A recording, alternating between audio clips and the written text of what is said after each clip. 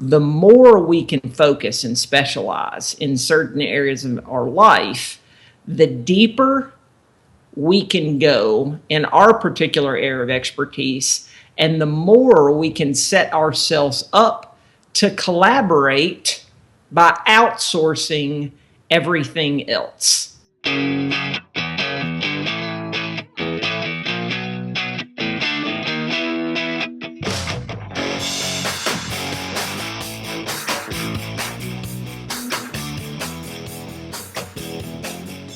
And welcome back to the Ask Bo Parrish show. Alongside Bo Parrish, I'm Dave Erickson. Pretty interesting topic today because I think a lot of us feel like we have to know everything or be fairly good at everything to succeed in life, but there's a difference between the specialist and the person who is a jack of all trades and the pros and cons of both.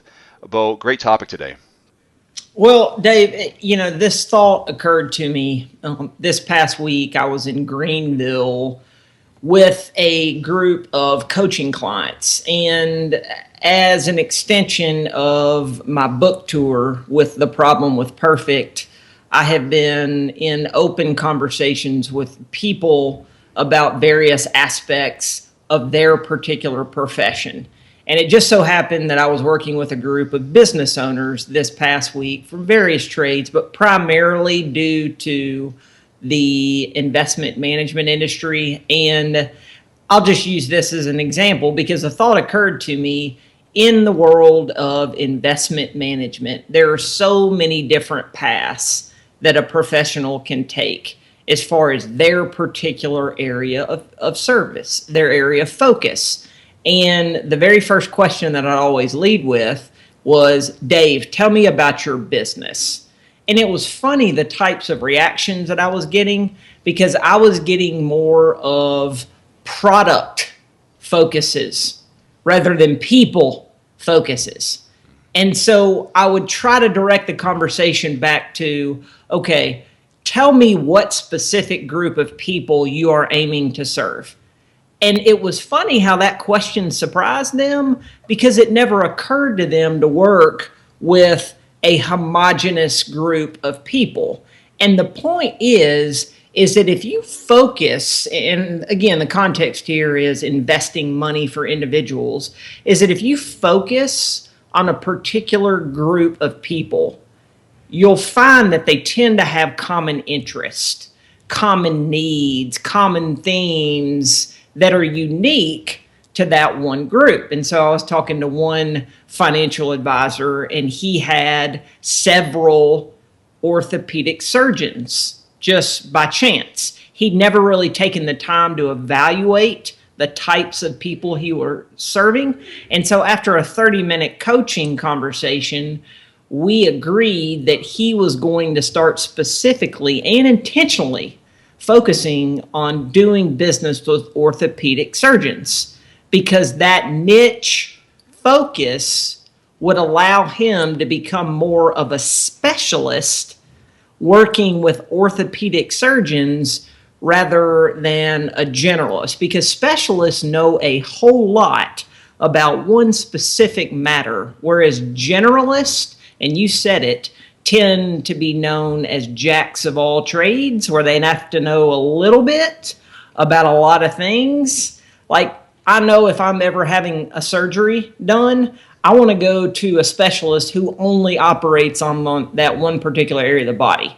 I don't want to have a general internist operating on me who has a very shallow knowledge base. So the whole idea, and this whole idea that occurred to me, is the more we can focus and specialize in certain areas of our life, the deeper we can go in our particular area of expertise, and the more we can set ourselves up to collaborate by outsourcing everything else.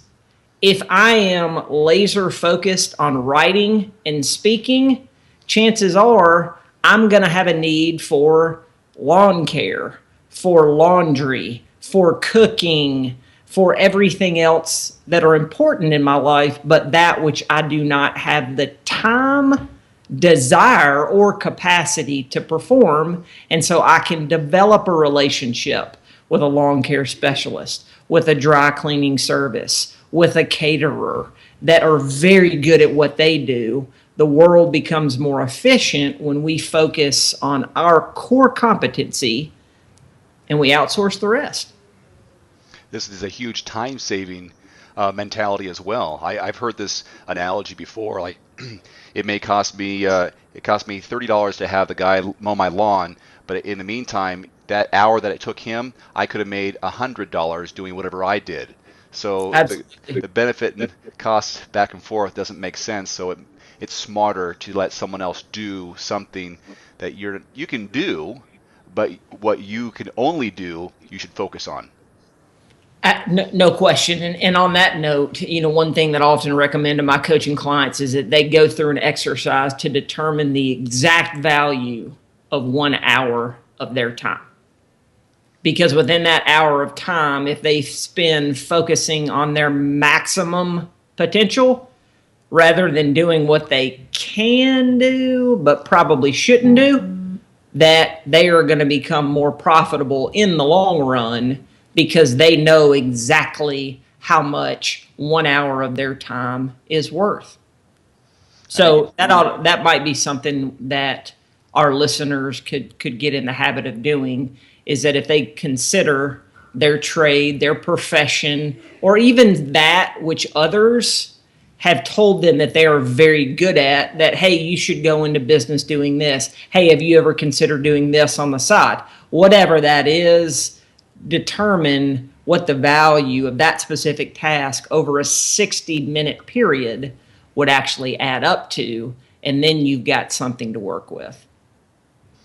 So you may have just answered this, but just because you can, you don't necessarily need to. And is there a limitation of who your audience is if you specialize versus, hey, I can do these 5 tasks pretty well, I can do one great, but then I'm saying no to these other 5 categories of potential clients, business partnerships, or whatever?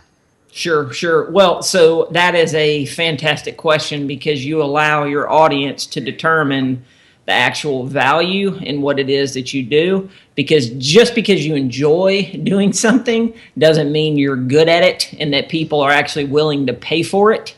So that's going to be somewhat of a test where your market determines the value of your ability. And you can test that, in any number of fashions, whether it be a test launch or a soft opening to friends and family where you're introducing your skill set or your product and say, hey, if you were to pay for this as an ongoing recurring service, what would that be that you would pay for it?